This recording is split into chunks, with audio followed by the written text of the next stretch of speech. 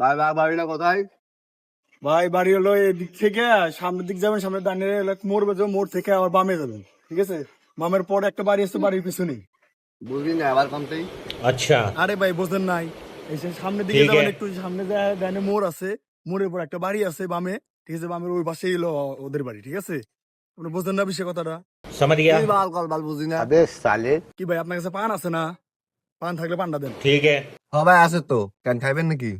কারণ দেই লন।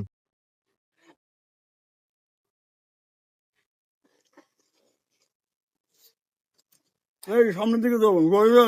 তারপরে ডানে বাম মোড় বেজবো, মোড়ের পরে বামে একটা বাড়ি আছে, বাড়ির পিছনে, ঠিক আছে? সবাই বুঝছি। যান তাহলে এখন।